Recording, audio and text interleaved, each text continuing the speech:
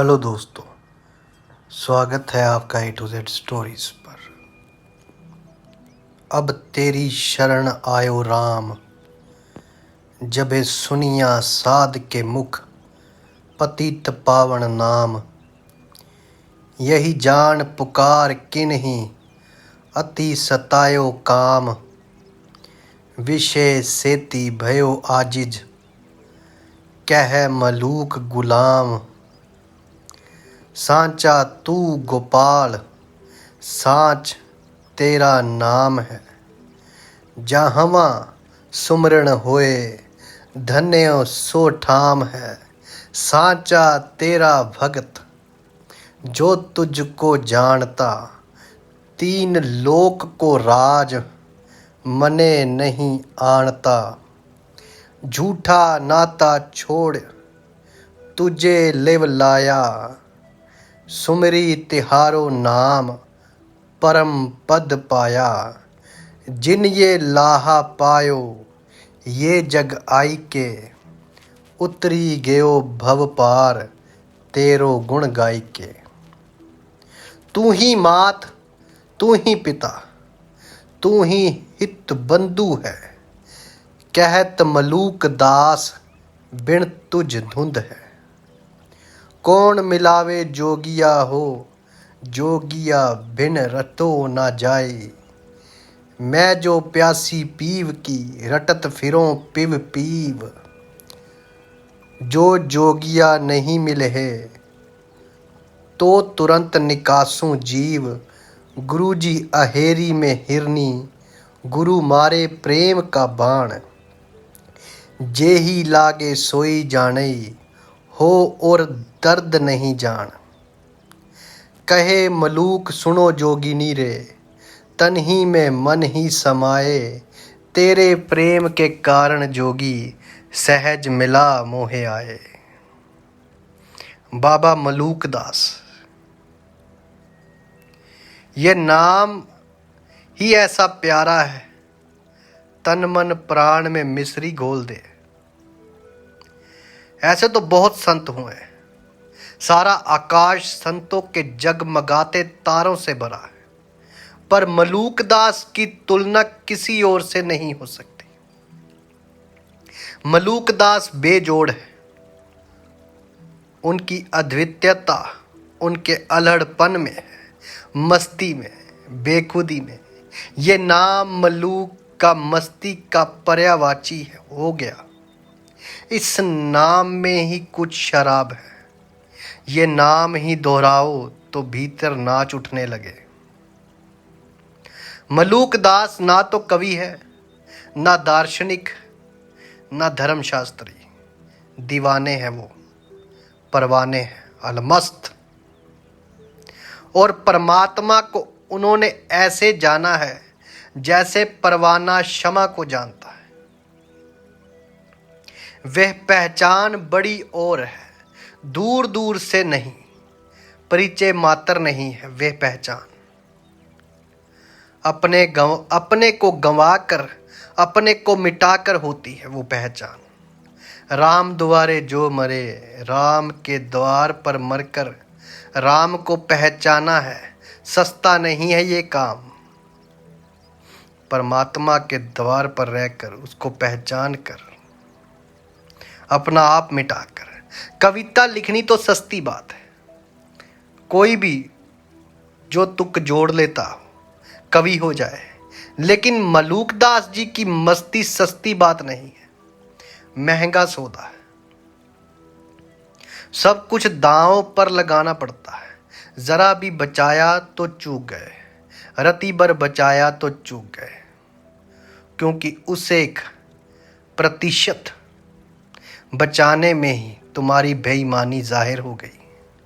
99% दांव पर लगाने में तुम्हारी श्रद्धा जाहिर ना हुई, मगर 1% बचाने में तुम्हारा कायापन जाहिर हो गया। दाव तो हो तो 100% होता है, नहीं तो दाव नहीं होता है, दुकानदारी होती है। मलूक के साथ चलना हो तो जुआरी की बात समझनी होगी, दुकानदार की बात छोड़ देनी होगी। ये दाव लगाने वाले की बात है, दीवानों की, धर्मशास्त्री नहीं है। नहीं समझ में पड़ता कि वेद पढ़े होंगे, नहीं समझ में पड़ता कि उपनिषद जाने होंगे, लेकिन फिर भी वेदों का जो राज है और उपनिषदों का जो सार है वे उनके प्राणों से बिखरा है, पाला है। वेद जानकर कभी किसी ने वेद जाने हैं, स्वयं को जानकर वेद जाने जाते हैं। 4 वेद नहीं है, एक ही वेद है। वे तुम्हारे भीतर, वे तुम्हारे चैतन्य का है।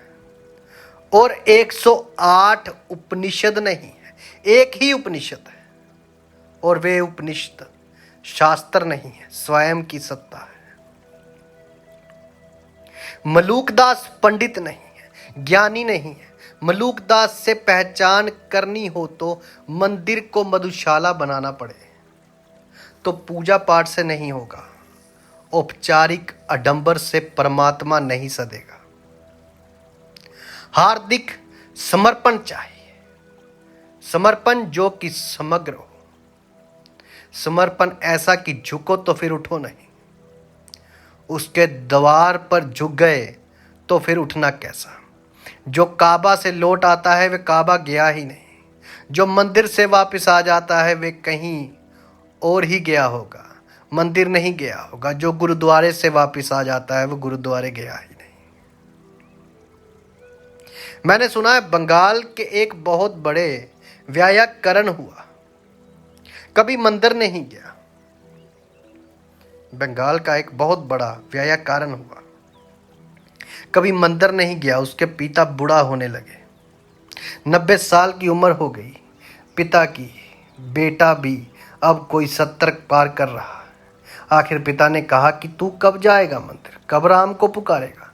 तो बेटे ने कहा मैं हूं व्याकरण का ज्ञाता। एक वचन में राम राम जिंदगी भर कहने से क्या फायदा। बहुवचन में से एक ही बार राम को पुकार लेंगे, और एक ही बार पुकारूंगा, और पुकार सच्ची होगी तो एक ही बार में पहुंच जाएगी, और पुकार झूठी होगी तो करोड़ बार भी कैसे भी पहुंच सकती नहीं। नाव अगर कागज की है तो करोड़ बार चलाओ, डूब ही जाएगी। नाव सच्ची हो तो बस एक बार छोड़ी कि उस पार पहुंच गई। ऐसे अंधेरे में तीर चलाने से क्या फायदा है। एक बार समग्र शक्ति लगाकर सारी आंखों को एकजुट करके एकाग्र करके पुकार लूंगा राम को। पिता ने कहा मैं बूढ़ा हो गया, तू भी 70 साल का हुआ, अब इन व्यर्थ की बातों में मत लगा रहे। जब भी तुझसे कहता हूं तभी तू ये बात कहता है, एक बार पुकार लूंगा। आखिर कब पुकारेगा। तो उसने कहा आज ही पुकार लेता हूं। बेटा मंदिर गया, जैसे बाप भी रोज मंदिर जाता था, जिंदगी भर का नियम था। बाप राह देखता रहा कि बेटा लौटता होगा, लौटता होगा, लौटता होगा, नहीं लौटा। दोपहर होने लगी, सूरज ढलने लगा, तो बाप भागा मंदिर गया कि बात क्या हुई। तब तक मंदिर से भी लोग आ रहे थे। उन्होंने कहा कि तुम्हारा बेटा तो चल बसा। उसने तो बस एक बार मूर्ति के सामने खड़े होकर जोर से राम को पुकार दी और वहीं गिर गया, फिर उठा नहीं। ऐसा रास्ता है जुआरी का। राम दुआरे जो मरे वे परम जीवन को उपलब्ध हो जाता है। लेकिन हम हैं चालबाज, हम हैं होशियार। होशियारी ही तुम्हारी डुबा रही है।